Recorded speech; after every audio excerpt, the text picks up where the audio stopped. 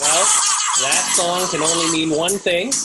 We're here in conversation, live from the depths of Orleans, with the one and only Sean Sisk. Hello, Mr. Greg Kolz. How are you this afternoon? I'm doing very well, thank you. How are you, sir? I'm good. I'm surviving. Excellent. You seem to be... I'm locked in the depths of Orleans and avoiding the hopeful pandemic. Excellent. In your basement, no doubt. Yeah, that's the only place to be. Safety in the... Anyhow, continue on. In the depths. There we go. In the depths. So, thank you for agreeing to do this. Cheers, my friend. It's been a while. Absolutely. A long time. I was trying to think of the last time we saw each other, but I think it might have been City Folk, perhaps. I think it was City Folk. I think it was back in September. There we go. So we've had the chance to work together and collaborate, and we've shot a lot of the same events over the years. And of course, your area of expertise, unmatched in the city of Ottawa, I'd say, and probably beyond, is in music photography and concert photography. So thanks for agreeing to take time out of your schedule to chat. And I thought it would be kind of fun to find out how you got your start in the industry, maybe hear a little bit about some of your experiences, some of your pinch me moments where you were photographing some artists or entertainers that you grew up listening to or watching. And I don't know, maybe swap a few stories. And Oh, Greg, I'm sure you and I have a few stories. we're going to try and keep this family friendly. I know you've got 2 young daughters. I don't have kids of my own, but on the off chance that someone, under the age of 20 is watching this video, we better keep it clean. But why don't you start by telling us how you got your start in the business and how old you were maybe when you first got into photography and how you've progressed to the professional level you're at now. Well, first off, thanks for having me and doing that sweet little introduction. How did I start? Simply, it's kind of funny. I really just have no musical ability. Like, I can't keep a rhythm to save my soul, really. And I think what had happened is, even growing up, I always had an interest. I love looking at album artwork. And I love posters. I love cassettes and LPs. And it just kind of grew from there. I would buy like Appetite for Destruction and look through the liner notes. And I love looking at concert photography and band photography.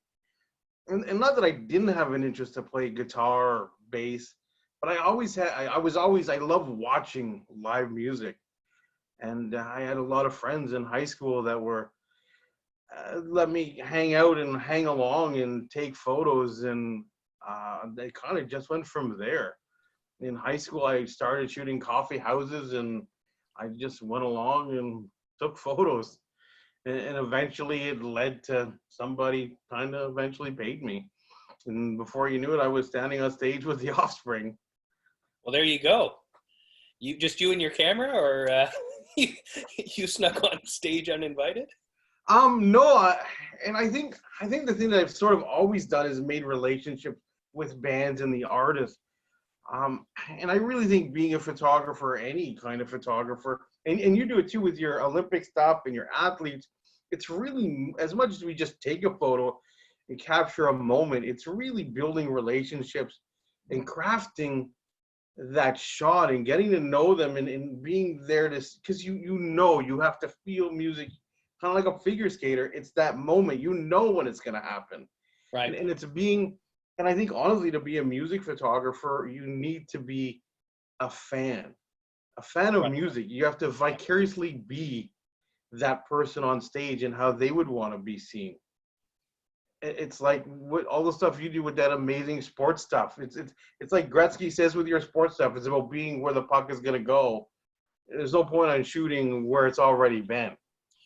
And that's what I love. I mean, go ahead, sorry. No, not at all. I was going to say, it's funny to hear you say that, because a moment ago you claimed you didn't have any rhythm.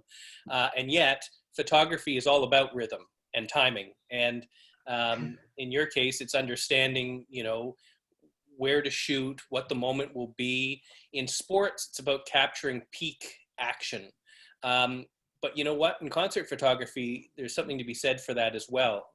Knowing how a certain performer reacts, or if they have sort of a trademark move, or just understanding that the rhythm, like I said. So what have been some of your more memorable concert experiences as a photographer, would you say? You know, I did this day. I remember my very first blues fest. Okay. Um, I don't even know who I was shooting for, but all I could afford at the time, I think it was a Nikon like F601 or like an F90, and I only had a 50 mil 1.8 on it. And not to date myself, but back then, like the pit was really full of newspaper guys, and everybody shot with 300 2.8s. Didn't matter where they were in the pit. Everybody had like giant lenses. They all had their vests on, and there was like, I mean, this is like probably 25 years ago. And I just remember like running through underneath all these lenses. I was a little smaller and younger back then with this 50 mil. And I remember stopping and thinking, holy shit, this is crazy. Like to look back and there's like all like thousands of people behind you, and you're this close to, you know, these artists that are just incredible. It was just an amazing moment. But another one was my very first time, hands down, was being on stage at CTC. It was the first time being on stage with Tim Hicks. Okay. And for an opening act, he had like 15,000 plus people there, which is incredible. As you know, you've shot, for many people to be at an opening act is pretty amazing. And to be on stage, and he did, I believe the song, I'm thinking about it. Anyways, everybody lit up all their phones, and being on stage for that moment when these artists slow it down and they go to the front of the stage, you know, they all walk out and they just slow it down, and all the phones light up the arena. It's one of those times as a photographer, like you just stand there holding your camera going, holy fuck, this is incredible. Oh, I gotta take photos. Like you take that moment and go, my God, this is amazing for me. But can you imagine what it's like for these artists and these athletes we get to shoot? Yeah. We at least get to stop and pause for like that 3 seconds and go, holy, they still have to strum or skate or do their thing. But it's pretty amazing when you're on stage with these artists and see all these people screaming and yelling and, man, having their time of their lives. It's pretty cool what we do. Yeah, we have a very unique perspective, don't we? It's sort of halfway between being in the audience and being the performer. You get a chance to sort of see it from both angles. And the energy is very hard to describe. But I want to mention to anyone who isn't familiar with the process of shooting a concert, first of all, you have to be accredited in order to bring in your DSLR, and that usually requires being on an assignment of some kind for a company or the artist themselves. But there are generally very clear rules that photographers have to follow. For starters, you generally only get 3 songs, unless you're shooting for the artist specifically, in which case you may get a few more. But by and large, 3 songs, definitely no flash. And in some cases you're up close in the pit, and in other instances you're further back, maybe at the soundboard. So it can vary depending on the circumstance. And the artist. Did you shoot Alice Cooper with us? I did, and Alice Cooper was terrific. What's your like craziest, like when you're in the pit? Like I remember I shot Gordon Lightfoot. We were like 45 seconds, 2 photographers go. Have you had any like weird ones like that? Sure. Well, I mean, you know, Bryan Adams is notoriously picky, I guess you could say. He only allows photographers to shoot from a certain angle for a certain length of time. But you mentioned Alice Cooper. Let's focus on that for a moment. I can't even remember who he was opening for. Doesn't matter, I guess. But he was an opening act. I think it was Motley Crue. Was it? It might have been. And anyway, this was at Canadian Tire Centre, which for anyone who isn't familiar is the arena that the Ottawa Senators play in. Anyway, we were up in the pit, and again, generally the rule is you get 3 songs, you're escorted in, you're escorted out, no questions asked. And Alice Cooper decided it would be cool if we shot 5 or 6 songs. And I just remember we were inches away from the guy. I mean, he's a legend, obviously, and the consummate performer. And it was just so nice to have that luxury of, again, being between the performer and the audience and shooting and having, you know, the ability to not feel rushed or pressured. And I mean, he was mugging for the camera. It was terrific. So that was a fun show. And I would also say that in instances where you're shooting a performer who you are familiar with or have been familiar with for years, there's something kind of surreal about, you know, being there and photographing a show and hearing songs that take you way back to your adolescence or your childhood in some cases. And you find yourself singing along, not really taking photos. You're like, oh, go back to work. My favorite pit story about you. About me, okay. About you is we were shooting Pearl Jam. And not only did you get like spit on by Eddie Vedder, but he also like handed you with red wine, I should add that. And he spit on you with red wine, and he handed you a pick. He handed me the pick probably to apologize for spitting on me, but you know what? I don't like that version of the story. Stop. No, it's funny. That was completely unexpected, and again, just another sort of surreal moment, right? Where you're photographing Pearl Jam. Like, how cool is that? You don't even have to be a fan of Pearl Jam to understand how you know, what's the word I'm looking for? Transformational they have been to the music scene, right? Like pretty much everyone knows Pearl Jam. They're familiar with the songs, and then of course you've got the for me, like I grew up, I remember buying 10 on cassette at A&A Music. like to stand there and watch him spew wine, and he comes out with his little notebook, and then to hand you a guitar pick, like that's pretty freaking cool, man. Yeah. How much did you hate me that day? You know, I think I hated you more when you made me drink those ginormous watermelon beverages without alcohol and a coconut. All right. Well, but let's provide a little bit of context. This wasn't let's just leave it at that. So we've had the pleasure, you and I, of working Blues Fest together for several years. More recently, as the official media photographers for the festival, alongside Scott, and we've developed sort of a fun friendship, working relationship at that festival. And again, for anyone who's not familiar with Ottawa Blues Fest, it's not just blues. Obviously, it's a very large and popular festival. Actually, I'm going to use this opportunity to share my screen for a moment, if I might, to sort of demonstrate what Blues Fest is actually like. If I can figure out what the heck I'm doing here.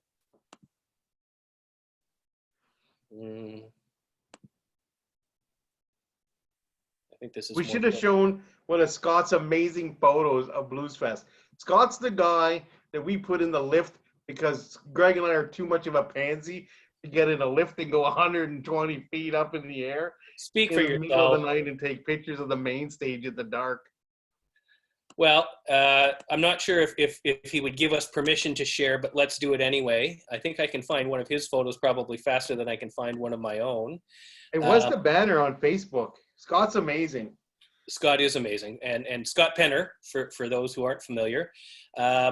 So just a second here. You can tell I'm not very good at this, but so we're going to give Scott a bit of a shout out. Here is one of his aerial photos of the grounds during Blues Fest. As you can tell, this is not just a festival for blues music enthusiasts. I think on this particular occasion, trying to see who's performing. It's hard to tell. Backstreet Boys. Is that who it was? The Backstreet Boys? Backstreet's back. Last summer of 2019. So it's a really popular event right on the shores of the Ottawa River, and beautiful summer festival, and Scott captured it wonderfully. So yes, back to the comment you made about drinks in watermelons and pineapples. There is a vendor at Blues Fest who does these sort of fruity drinks, and we thought it would be kind of funny to indulge. Unfortunately, I have no photos to share of that particular experience, but you'll just have to take our word for it. So we've shown one of Scott's photos. How about we see some of yours? What's I'm gonna add to what you just said. What's really cool about what we do is, I mean, it's fun. It's a lot Yeah. of fun, and I mean, we get 3 songs, but we have a lot of time. It's a lot of hurry up and wait, and it's a lot of running around, and it's a lot of fun, and we get to meet a lot of different photographers from town, from out of town, from bands to. It's just a cool experience, but sometimes we get distracted and hit up different watermelon beverages or that kind of thing. I'm going to share this one. This is probably the photo that everybody has seen lately. It's probably the the iconic Sean photographer or photo these days. That's great. What's amazing about this photo, Who is that? that, for those that aren't Canadian, if you don't know as a non-Canadian who this gentleman is, this is Gord Downie Mm-hmm. from his last show at CTC. Right. Um, he's actually turned around and he was talking to the drummer. Okay. Um, and I might lose my citizenship for this. I'm not a huge Tragically Hip fan. Okay. Okay. So I should know what the drummer's name is, but I do not. Let's just focus on Gord. So this is Gord, and this is his last show at CTC. Right. What's really cool about this photo is it was the second last show of their tour. We had 3 songs. He turned and looked, and the wording on it is how he ended his show Mm-hmm. the night before in Toronto. Right. And I think it just, with everything that was going on, it was just amazing, amazing piece. What's really cool is that photo I donated to In Gord We Trust. Actually, the concert hadn't been over 24 hours, and I had so many people emailing me asking to buy a copy of this. I stopped selling it at like, I don't know, 25 or 30 photos because it's a hassle, like doing this all yourself, printing them, putting them, mailing them, and I donated the file into In Gord We Trust. Okay. The ones I printed for myself, I numbered 1 of 25 or 1 of 30. I kept number 1 Mm-hmm. for myself, and I donated the file to In Gord We Trust. And In Gord We Trust and the ones I sold raised almost $25,000 for Sunnybrook. That's awesome. And then I did Ringside for Youth, and a lady bought, I think it was a lady, she bought my 1 of 25, and she bought it and gave the Boys and Girls Club of Ottawa a $25,000 donation. Oh my goodness, that's incredible. So this one photo has raised over $50,000 for cancer and Boys and Girls Club here in Ottawa in Caldwell. That's Excellent. pretty amazing. And what's amazing about that is as artists, what we get to do and how we give back. And one image from 1/250th of a second helped out a lot of people, which is pretty darn friggin' amazing. Indeed it is. Well, congratulations. That's got to feel good knowing that you're contributing to such a great cause and that, people appreciate the image that you created and it has resonated. It speaks volumes to, the impact that Gord Downie had, but it also speaks to the impact and the talents that you have as a photographer. So congratulations. That's great. Well, thank you. So I talked about one of mine that's really amazing. So Greg, how cool is it for you to see your work on a book at Chapters? Depends on which book. Like, that's cool. It is cool. Thank you. No, I've been fortunate, you were speaking earlier about developing relationships and being able to capture unique moments or experiences. I've been really lucky, particularly in the world of sports and in particular the sport of figure skating. The book you're referring to in this case would be a book that was written and produced, or a book recapping the careers of Tessa Virtue and Scott Moyer, who I've had the great pleasure and privilege of photographing on multiple occasions over the years, behind the scenes, training, competing, etc. And following their success at the Pyeongchang Olympics in 2018, they set out to revamp or update their autobiography, and in the process reached out to ask for photos, I guess, or to share photos, and chose one of the photos I had taken of them just moments after they had won the gold medal in the ice dance competition at the Olympics, on the podium. So I don't have it readily available to share, but That's amazing. thank you. And I think, I mean, it's cool. Like, I mean, you talk about, I'm lucky I get to do bands, but like, I think it's pretty amazing. The guy I'm talking to shot the Olympics twice now. I've been to 2 games. The first one I had an opportunity to shoot. I was there as a volunteer, but the second one was on assignment for Skate Canada. Like, that's really freaking cool, my friend. Like, thank you. Like, that's awesome. Well, I appreciate Let's talk about how you got into shooting figure skating. Let's not, shall we? Yes. No one wants to hear my stories. They're probably much more interested in yours. There's that great photo of you. I'm sorry? Your figure skating photo. Of what? You figure skating. Oh, that might have been dance. Anyhow, let's continue on. I'm confused. You used to figure skate? I cannot figure skate. No, I can barely skate. That's why I was a goalie in hockey. I was the guy that they just kind of put in front of the net. Tell me some more about, if you were, I'm sure it happens to you all the time. I speak from some experience on this, not so much in terms of music photography, but certainly when it comes to sports photography, people are always asking me for tips and advice.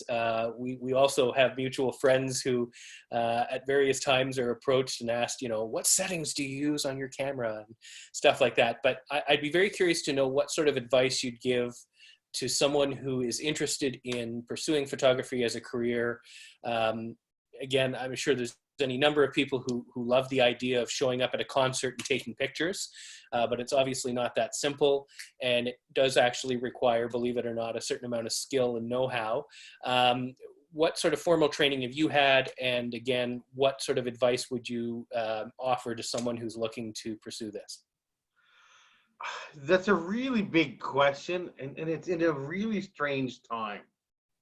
I started photography with film. I don't know if I want to start photography now. I mean, you have to know lighting. You need to know the camera. And then at this time too, you need to know editing. You need to know Lightroom. You need to know Photoshop. You need to know photo mechanics. You need to know how to do your own website. You need to know how to do bandwidth. You need to know how to do hard drives. You need to know how to do a NAS. You need to know how to do light modifiers. You need to know how to do social media. I don't know how to do any of those things, by the way. Neither do I. Neither do I. But if somebody wanted to do photography, the advice I would give you has been pretty constant. I would give you 2 things. Go get a business degree. Okay. No business. Business, marketing, one of those. Mm-hmm. But I would totally say, look at and get to know all these past artists, from painters and photographers. There's so many amazing photographers that have done stuff like Herb Ritz and Bruce Weber and Robert John. And these are people like Anton Corbin. Look up like Helmut Newton, like the stuff these people were doing with film. There's so many of them, and get to know the photographers in your area. There's so many amazing photographers in Ottawa that don't really, you don't really see names like Andre Ringette and there's Michelle Valberg, and there's the guys that I forget what it's called. They have the studio set up, Capital, and yeah, there's a lot of amazing photographers. Be different, be yourself, show your personality, find a personal project that's going to make you different, because people don't hire. There's lots of better photographers than Greg or I. There's always going to be. But people hire us based on we're the brand. Mm. People hire us because of what we represent, or they have a connection, or we built something. And I think that's the key. Like, be different, be yourself. Don't be afraid to fail, but get to know everything before you, and be solid before you put a watermark in a Facebook page. Do it for you. The Mm. moment you start doing photography for other people, it's not fun unless you're really good or confident. And Greg and I are one thing, and any photographer will tell you this: we have to be stubborn and really fucking thick-skinned to do what we do. There's Well, somebody coming from behind, and there's always somebody in front of you. Just really enjoy it and be different and know your stuff. well, I would say that, part of the reason I ask you that question is because you do this on a full-time basis. You have made your living through photography, which is not easy under any circumstance, and it's getting progressively more challenging. Of course, you can't compete with free. These days, a lot of people buy nice cameras and think that by virtue of having an expensive DSLR, they can suddenly market themselves as a photographer.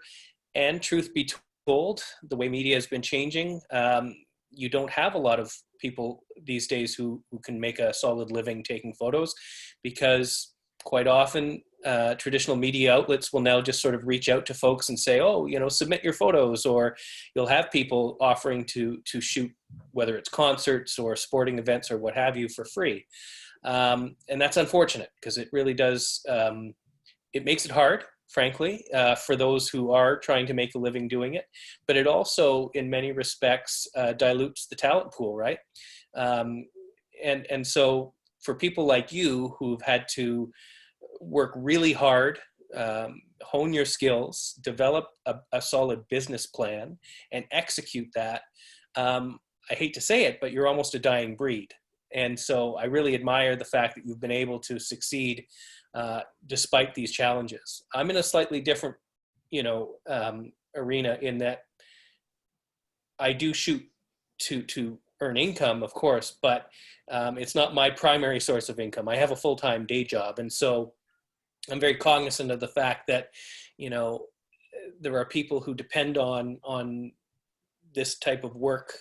Yeah, for those that don't know, I don't have any other job.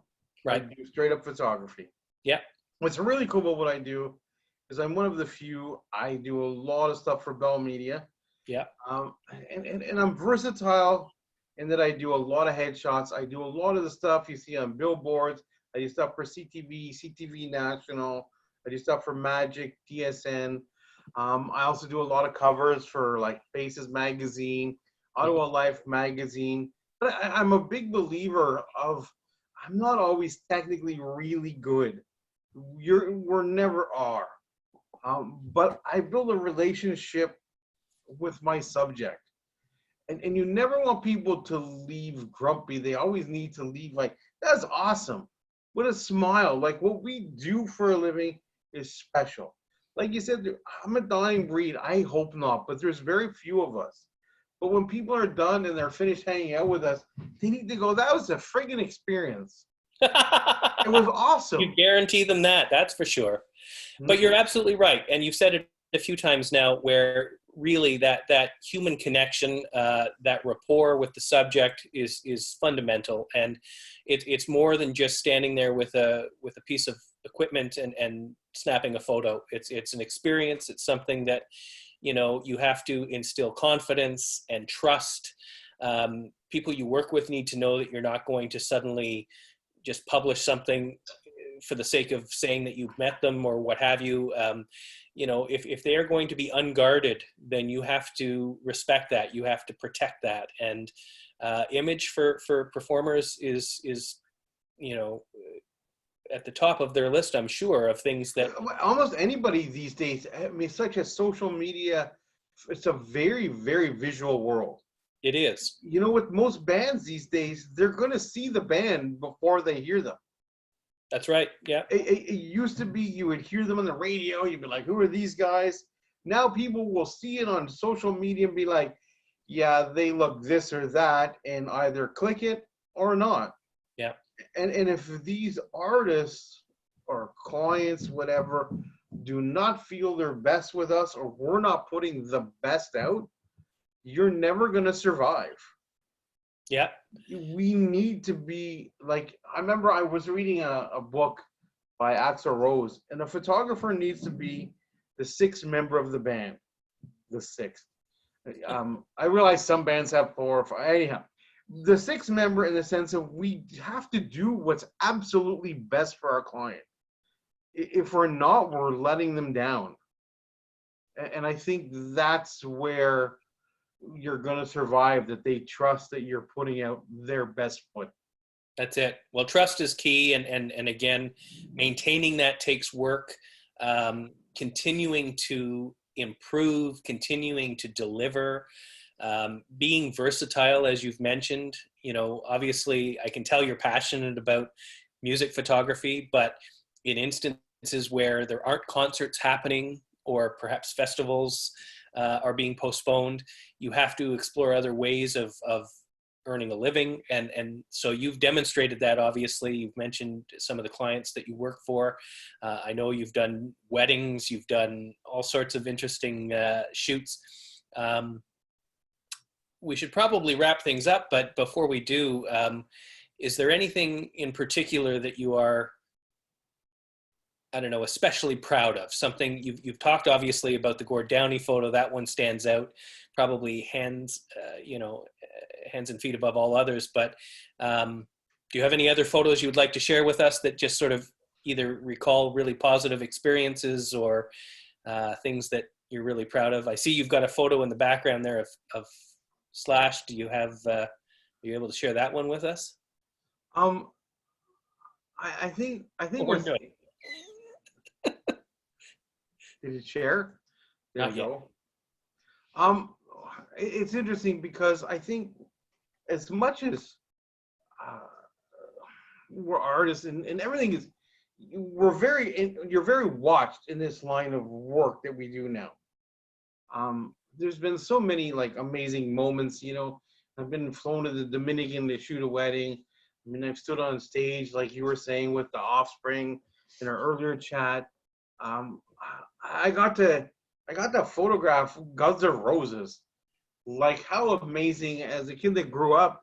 I mean, that was amazing that, a tour that was called Not in Our Lifetime, it happened. Yeah. And I think just those, there's been so many, like, what? Somebody pays me to take a picture. Look at this beard. I still make money. It's crazy. Well, I that's mean, because you're it's a behind bit, the camera. it's a bit COVID stuff, but I mean, a bit, I don't have my lovely, my groomer Tamara, but you got to give a shout out to the people that make you look good. Tamara's amazing, but that's another story. Indeed. So yeah. Anyhow, like there's just been so many, and like I said, like the fact that I get to take pictures for a living is pretty amazing, and you and I have done so many cool things where we're not just doing Blues Fest or City Folk. And sometimes the things that are the coolest are where we're the most one-on-one with these people, where you get to hang out and chat. Like, we get to meet so many different people. And it's neat that we get to meet some of these people on their home turf. Yeah. I think it speaks to, there's a certain spontaneity as well, right? Like, I think some of the photos that perhaps resonate the most are ones that are completely unexpected or unscripted. The one photo I've taken in my time as a photographer that has been seen around the world, it seems, and has ended up in all sorts of weird and wonderful places, is the photo I took of Justin Trudeau doing a random sort of yoga / planking move on a desk. See if I can dig that one up. What's funny is what you just said too, is when you think you figured out what people want to see, you're so wrong. Like, you'll shoot a band And people will be like, oh, you'll be like, that's amazing. It's got 4 likes. And another photo, I like the gourd photo. I didn't actually, when I published or shared it, I honestly didn't think the outlet I was working with and my wife Erin were like, you need to share that. I'm like, I don't know if that's really something that'll get any traction. They're like, no, no. And it was sort of not, I'm not a fight, but it was like a debate to share the gourd one from behind. I'm like, people aren't really going to dig into that because you can't see his face. It's kind of, and I mean, the traction that photo got, you can't buy. I mean, when you shot that photo of Justin doing, did you think that would be in Rolling Stone magazine? Like all the stuff No. you shoot, Craig, your photo of Justin doing yoga is what got you into Rolling Stone magazine. Yeah, it's pretty nuts. But again, I think it speaks to, you know, as photographers, we have a pretty good sense in our own minds, I guess, of what an ideal photo should look like. The composition, the lighting, the, you know, the vibe that it sort of portrays. And you're quite right. It sometimes, oftentimes, what resonates goes beyond those sort of tangible elements. And, you know, it's a moment, and it depends on the person, the subject, what people are feeling when they see it, how they feel after they see it.